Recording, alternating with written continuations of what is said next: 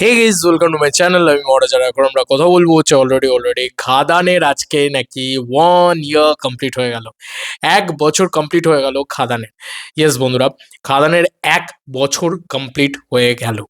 এবং এই বিষয়টাকে নিয়ে কেন আমি এত এক্সাইটেড, কেন আমি এত মানে কি বলবো, এটা একটা অদ্ভুত অনুভূতি হচ্ছে। তুমি ভাবো 1 বছর আগে আজকের দিনটাতে আমি কি করছিলাম সেখানে, আমার কি অবস্থা ছিল সেখানে, সেটাই আমার ভাবলে না অবাক লাগে। আমি শুধু ভাবি যে wow, what a day man, what a day নয়, হোয়াট আ টাইম। আমি শুধু বলবো না যে একটা দিন খাদানের জন্য, না একটা নয়, প্রায় আমরা 2 মাস প্রায় মানে খাদানের জন্য রীতিমতো উৎসব করেছি। বাংলা ছবির উৎসব কাকে বলে আমি প্রথম ওই লেভেলে গিয়ে দেখতে পেয়েছি খাদান দিয়ে। এটা হচ্ছে সব থেকে বড় কথা। বেঙ্গল ট্যুর আজকে হয়তো অনেকেই করছে, বাট দেবদা প্রথম দেখিয়েছিল বেঙ্গল ট্যুরের মানে কি। গ্রাম বাংলা দেবদার জন্য আমার ঘুরে দেখা, আমি এত বাংলার এত কোনায় কোনায় হয়তো পৌঁছেও যাইনি। নিজের বাইক নিয়ে হোক, নিজের হোক, সিঙ্গেল স্ক্রিন ট্যুর হয়েছিল তারপরে রিলিজের পরবর্তীতে, আমার মনে আছে। তো সব মিলিয়ে না এমন একটা জিনিস হয়েছিল যেটা আমি আগে কোনোদিন মানে এক্সপিরিয়েন্স করিনি। তো একটা একটা এক্সপ্লোরারের মতন করে ঘুরছিলাম একটা এই ঠান্ডার ভিতরে। মানে আমার এখনো মনে আছে সকাল সকাল বেরিয়ে যেতাম 9টা 10টায়, একদম পুরো মানে জ্যাকেট ফ্যাকেট পরে, খুব ঠান্ডা লাগতো, বাইক চালিয়ে যেতাম। দিয়ে হয়তো কোথাও পাঁশকুড়া, কখনো হয়তো বাগনান, এসব জায়গায় যেতাম। তারপরে কখনো আমতা, এসব জায়গায় হতো এবং ইভেন্ট হতো রাত্রির বেলাতে। দাদা 9টা 9:30টায় নামতো, তারপরে সেখান থেকে আবার আমরা মানে ফিরতাম আর কি। রাত হয়ে যেত ফিরতে ফিরতে, ফিরে আবার ভিডিও ছাড়ার ব্যাপারটা ছিল।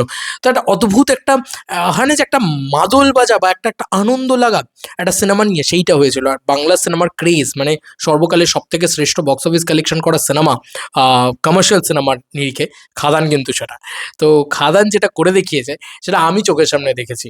মানে পাবলিকের উন্মাদনা, ক্রেজ, ঠিক আছে।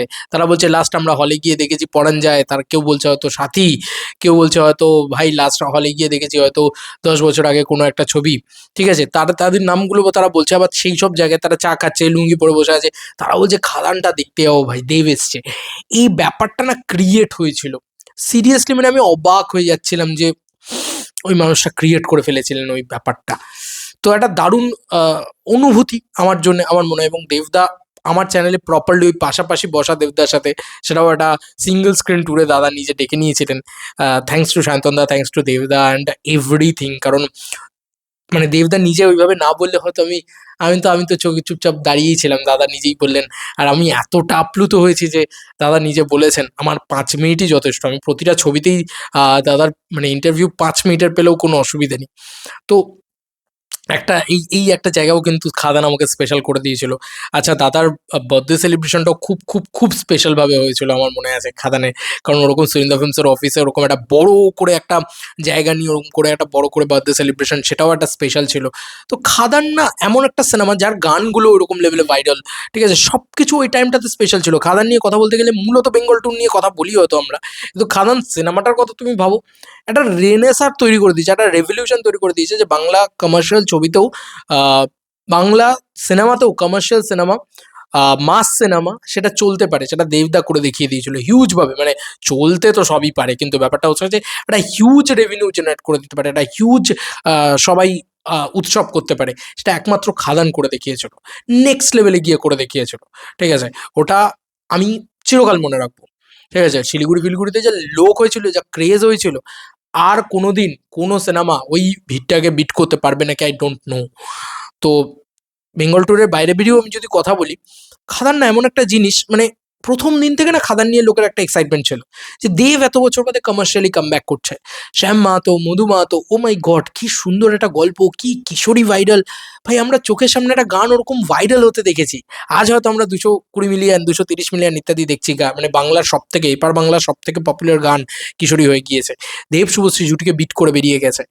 তো দেবদা কয়েকদিন আগে বলছিল না, ইদিকা মেয়েটা ইয়ে ছাড়া, মিলিয়ন ছাড়া কথা বলে না। তো কাইন্ড অফ তাই। তো সে তো মানে 200 মিলিয়নের সেই কন্ডি, তাকে এত সুন্দর লেগেছে। এবং হল সেলিব্রেশনটার কথা আমি ভাবছি যে একটা করে গান হচ্ছে, ফিরাইয়া দাও গান হচ্ছে, তাও লোকে বলছে যে ভাই চলো আমি গিয়ে নাচি। এরম পাগলামি আমি কোনোদিন দেখিনি। রাজার রাজা হচ্ছে, হাইরে বিয়ে হচ্ছে, লোকে হলের সামনে গিয়ে নাচছে। তো ওই হচ্ছে ক্রেজ, ওই হচ্ছে কমার্শিয়াল ছবির পাওয়ার, ঠিক আছে। আলাদা একটা ব্যাপার ছিল, ঠিক আছে, বলতে হবে ভাই। আলাদা একটা ব্যাপার ছিল। শীতকালটা ব্যাপক কেটেছিল ২০২৪ এবং ২০২৪-এ আমি চিন্তা করে দেখি নভেম্বর মাস থেকে আমরা কি উৎসব করেছি, কি উৎসব করেছি। সেই দেবদাকে বলেছিলাম আমার মনে আছে যে, "দেবদা তুমি জিৎ গাঙ্গুলিকে কেন নিচ্ছ না?" দেবদা বলেছিল, "এবার তো তুই বলবি যে শ্রাবন্তীকে কেন নিচ্ছি না। এই ছেলেটা সবসময় একটা অন্যরকম প্রশ্ন করে।" এই ধরনের একটা ইয়ে হয়েছিল। এবছর জিৎ গাঙ্গুলিকে নিয়ে অলরেডি সব হিট গান আসছে দেবদার। তো একটা অদ্ভুত মোমেন্ট জানো তো, মানে বলে বোঝানোর মতন না। এমন একটা সিনেমা 'খাদান' যেটা আমার মনে হয় যে আমার মানে মনের মণিকোঠায় এমন একটা জায়গায় রয়েছে, আর হয়তো সেটাকে চেঞ্জ করা যাবে না। এবার অনেকেই বলতে পারে 'খাদান' সিনেমা হিসেবে ভালো কি খারাপ? ভাই আমি ওইসব ভাবিনি। আমি বারবার বলেছিলাম 'খাদানের' রিভিউ আমার তো অন্তত চেক করো না। যদি মানে ওরকম রিভিউ ইন দ্য সেন্স আমি তো ফ্যান বয় ভাই। আমি চ্যালেঞ্জের দেবকে এত বছর বাদে পেতে চলেছি। তো আমি ভাই honestly যেটা আমার লাগবে আমি সেটা বলব। তো আমার honestly বলছি আমি আমি মানে আমি ওটাতে পাগল হয়ে গেছিলাম। ভাই দাদা এত বছর বাদে ওই জায়গাটাতে তো ফিরলো এবং ওই লেভেলটাতে লাগছে দাদাকে। আ এবং ওই মানে বন্দুকের নল ঘুরিয়ে নেওয়া, ঠিক আছে? ফ্যামিলি নিয়ে ব্যস্ত আছি বলে কি ভাবেছিস? অ্যাকশনটা ভুলে গেছি। আমরা রীতিমতো মানে লড়াই ঝগড়া করতে পারছিলাম আরকি। 'খাদান' অলওয়েজ স্পেশাল ফিল্ম ভাই। এটা মানতেই হবে। 'খাদান' ভালো খারাপের প্যারামিটারই নেই আর। 'খাদান' একটা স্পেশাল ফিল্ম যেটা বাংলা ছবির রেনেসা করে দিয়েছে। আবারও মানে এত ২০২৪ সালে আ এটা একটা রেনেসা করে দিয়েছে।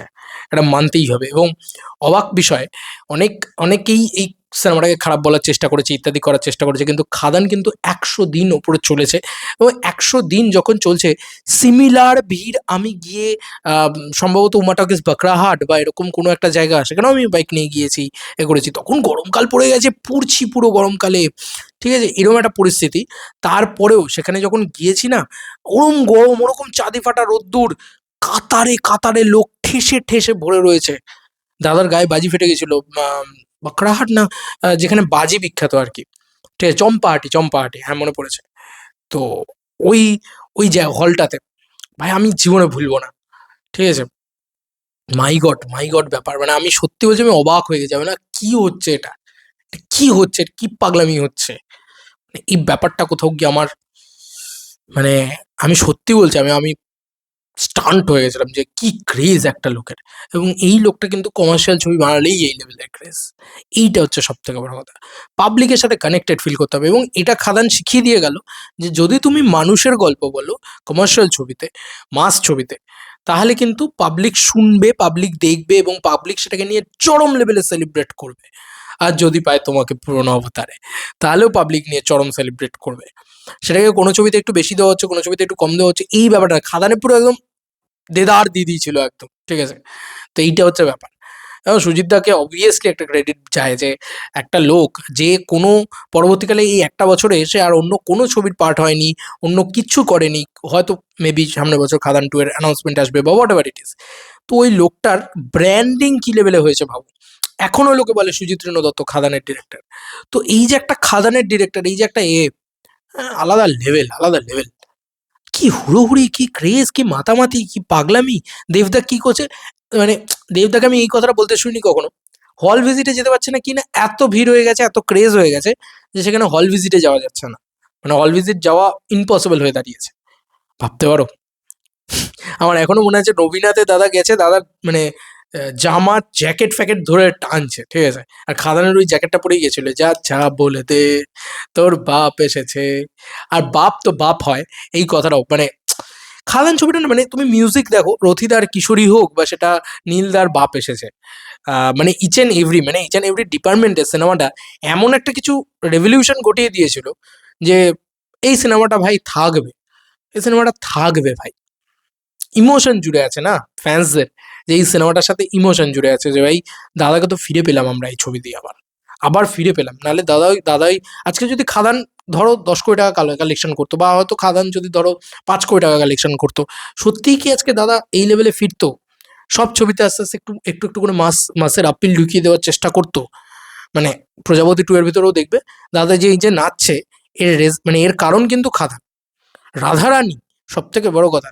কি গান ছিল, কি জায়গা ছিল, কি প্রেজেন্টেশন ছিল। মাই গড! বাঙালিয়ানা কাকে বলে? যিশুদা, উফ! বনি না থাকার কি কন্ট্রোভার্সি। তারপর ওই ক্যারেক্টারটা যখন করল মানে জন ভট্টাচার্য, উফ! কি ফাটিয়ে করেছে ক্যারেক্টারটা। মিউজিক, বিজিএম কি ছিল এক্সপিরিয়েন্স, মানে আমার মনে আছে বাংলা ছবিতে আমি কোনোদিন দেখিনি 8:30 ওরকম প্যাকড হাউসফুল, মানে ইচ অ্যান্ড এভরি লোক, মানে ইচ অ্যান্ড এভরি সিটস আর ফুল।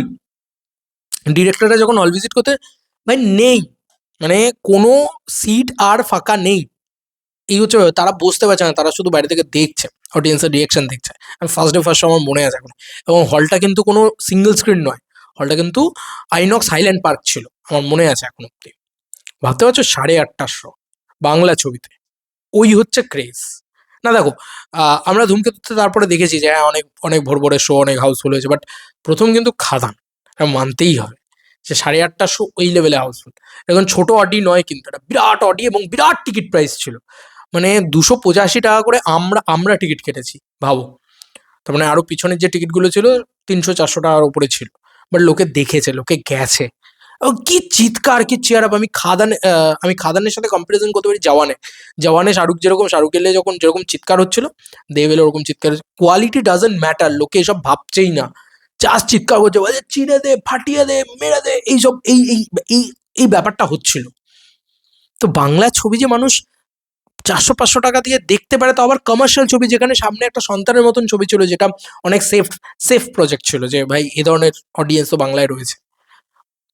দেবদার মান সম্মান রক্ষার্থে বাংলার অডিয়েন্স যেভাবে ঝাঁপিয়ে পড়েছিল, এই সিনেমাটা ভাই রেভলিউশন হয়ে থেকে যাবে। আর এই সিনেমাটা খাদান দিয়ে, আমি সত্যি বলছি, আমার এমন একটা অভিজ্ঞতা হয়েছে, তার জন্য thanks to Surinder films also. কারণ সুরিন্দর ফিল্মস এত এত সাপোর্টিভ একটা প্রোডাকশন হাউস, তারাও কিন্তু খুব সাপোর্ট করেছে যে এখানে এটা আছে, এখানে এটা আছে, এখানে ওটা আছে, সবসময় না খুব সাপোর্ট করে করে, খুব মানে যত্ন করে রেখেছে তারাও, মানে তাদের তরফ থেকেও। মানে আমি সত্যি বলছি, খুব খুব একটা জায়গায় এত সুন্দর একটা পরিবেশ পেয়েছিলাম, এত সুন্দর একটা টিম পেয়েছিলাম, সেটা আমার খুব ভালো লেগেছিল। সেখানে সৌজন্যাদি হোক, সেখানে এ হোক, প্রত্যেকের মানে এত এত কি বলবো, মানে খুব সুন্দর একটা পরিবেশ পেয়েছিলাম, ঠিক আছে? ওটা ওটা আমার না খুব মানে হয়েছিল যে আচ্ছা এটা এরকম। ইভেন মানে আমার প্রথম স্টেজে ওঠা, মানে এটা হচ্ছে ব্যাপার। আমি কোনোদিন স্টেজে উঠিনি তার আগে, দাদাকে রেকর্ড করতে যে স্টেজে উঠবো, সেই সুযোগটা সায়ন্তনদা যেভাবে আমাকে করে দেয়। তো ওই সব কিছু মিলিয়ে খাদান আমার কাছে এমন একটা স্পেশাল প্রজেক্ট হয়ে থাকবে। এক তো আমি বাংলা ছবিতে ওই রকম ক্রেজ দেখিনি, আর আরেক হচ্ছে খাদান দিয়ে না আমি অনেক কিছু পেয়েছি, অনেক কিছু হয়েছে। এবং এমন ক্রেজ, প্রায় 27 থেকে 29 হাজার সাবস্ক্রাইবার বেড়েছিল আমার খাদান দিয়ে। আর এমন ক্রেজ যে কি পরিমাণে ভাইরাল হয়েছিল ভিডিওগুলো। আমার চ্যানেলে এখনো মোস্ট পপুলার ভিডিওতে নাম্বার 1-এ খাদানের ভিডিওই আছে। কেউ বিট করতে পারেনি, জানো তো, খাদানকে। মানে সেটা দেবদাও বিট করতে পারেননি খাদানকে আমার চ্যানেলে এসে। মানে আমি আরো বেঙ্গল ট্যুরে পার্ট হয়েছি, ধরো ধূমকেতুর ইভেন্টের পার্ট হয়েছি, তারপরে তোমার বেঙ্গল ট্যুরের পার্ট হয়েছি, বাট খাদান ইজ খাদান। বুঝতে পারছো তো? 2,64,000 না এরকম সামথিং কিছু একটা ভিউজ আছে। তো দ্যাট ইজ খাদান, মানে একটা নেক্সট লেভেলে ওয়ার্ক করে গেছিলো, ঠিক আছে? অনেক হয়তো কন্ট্রোভার্সি হয়েছে তারপরে, অনেক বেঙ্গল ট্যুর নিয়ে, বাট খাদান খাদান স্পেশাল ভাই। খাদান দেখার পরে এসবিএফও ডিসাইড করেছে যে চলো রঘু ডাকাত বানাই। তো বুঝতে পারছো তো সিনেমাটা কোন লেভেলে। এবং আমি একটা বোধহয় উদয়নে দাদা এসেছিল, ওইটাতে আমার খুব ভালো মনে আছে, গেট ভেঙে লোক ঢুকছে, হু হু করে লোক ঢুকছে। ওরে ভাই, আমি ওরকম দেখিনি কোনোদিন। হ্যাঁ, দাদা পাশে দাঁড়িয়েছে, আমি এক সাইডে এরকম করে ক্যামেরা নিয়ে দাঁড়িয়েছে, দেখছি কিভাবে লোক ঢুকছে। আর আমাদের একটা ভয় হতো যে দাদা নামার আগে চলো চলো চলো তাড়াতাড়ি বেরিয়ে যেতে হবে, কারণ নাহলে আমরা পিছিয়ে যাবো লোকের ভিড়ে, লোকের চাপে। তো ওইটা হচ্ছে ক্রেজ, ওইটা হচ্ছে পাওয়ার অফ মেগাস্টার, ঠিক আছে? সেই দিনকে বুঝতে পেরেছিলাম। আর ওই হচ্ছে কমার্শিয়াল ছবির পাওয়ার, মানে এমন নয় যে শুধু দেবদার পাওয়ার, দেবদা প্লাস কমার্শিয়াল ছবির যে মেলবন্ধনটা, ওটা পাবলিককে জাগিয়ে তুলেছিল রীতিমতো। তো জানি না খাদান টু ডেফিনেটলি হয়তো সামনের বছর আসবে, সেটা হয়তো এর থেকেও বেশি ক্রেজ ক্রিয়েট করবে। বাট ওই খাদান নামটা না ব্র্যান্ড হয়ে থেকে গেছে। যদি কোনো ছবিটা সত্যিই যদি খুব খারাপ হতো, ছবিটা যদি সত্যিই যদি খুব ভালো হতো, বা জানি না কি হতো, বাট ছবিটার সাথে না লোকের ইমোশন আজও জড়িয়ে রয়েছে, যে কারণে লোকে আজও রঘু ডাকাত দেখার পরেও, সবকিছু দেখার পরেও লোকে খাদানের কথা কিন্তু এখনো বলে। তুমি ভাবো, একটা সিনেমা রেলিভেন্ট হয়ে আছে 1 বছর বাদে রিলিজের, তুমি এরকম সিনেমা দেখাতে পারবে না, মানে অসম্ভব। বাংলায় তো স্পেশালি, মানে যত ভালোই ছবি হয়ে যাক না কেন, 1 বছর বাদে সেই ছবিটাকে হয়তো দর্শক মনেই রাখেন না। কিন্তু আমি এত বড় একটা ভিডিও বানাতে পারছি শুধুমাত্র খাদান বলেই পারছি, কারণ ওটাই খাদানের পাওয়ার, ঠিক আছে? খাদান নামটাই ইটসেলফ আ ব্র্যান্ড, ঠিক আছে? তো এবং পুষ্পা 2 এর সাথে রিলিজ, অনেকে অনেক কথা বলেছিল, এই ছবি ওই ছবি, কমার্শিয়াল ছবির সাথে বাওয়াল করেছিল, বাট কিচ্ছু করতে পারেনি। সিরিয়াসলি বলছি, কেউ কিচ্ছু করতে পারেনি। খাদান ফাটিয়ে বিজনেস করেছিল।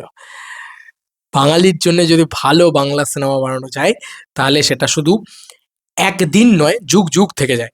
এবং আজও সিনেমাটা যুগ যুগ রয়েছে। এখনো দাদা যদি কোনো কিছু অ্যাচিভ করে, কোনো কিছু যদি রেকর্ড ক্রিয়েট করে বা কোনো কিছু যদি হয়, তখন আমরা সেই শর্টসের নিচে যা যা বলে দে, তোর বাপ এসেছে তাকালে দিকে গেলে দেবো চোখ, আমার রাজত্ব আমার প্রজা, উড়ছি আকাশে ডানা মেলে, দম থাকলে সালা রকে দেখা। হ্যাঁ, এইটাই বাজাই আমরা। এবং সিরিয়াসলি বলছি, মুখস্থ থাকে না, অনেক অনেক গান আছে। ওর বাপ এসেছে চিরকাল মনে থাকার মতন গান। তো হয়েছিল একটা অদ্ভুত, মানে অ্যাপিয়ারেন্স তৈরি হয়েছিল। আমার মনে হয় সেটা নীলদার জন্য কোথাও গিয়ে স্পেশাল, সেটা রথিদার জন্য স্পেশাল, সেটা রিনোদার জন্য স্পেশাল, দেবদার জন্য স্পেশাল, প্রত্যেকটা মানুষের জন্য স্পেশাল। যারা এই খাদানের সাথে যুক্ত ছিল, যারা ক্রিয়েটিভ টিমে ছিল, যারা প্রমোশনাল টিমে ছিল, প্রত্যেকটা মানুষের জন্যে আমার মনে হয় this is a biggest celebration, I hope. অনেক ছবি হয়, একটা প্রমোশন হয়, অনেক ইয়ে হয়, but this is a huge celebration আমার মনে হয়। চলো বন্ধুরা, নতুন কোনো ভিডিওতে দেখা হবে, বাই।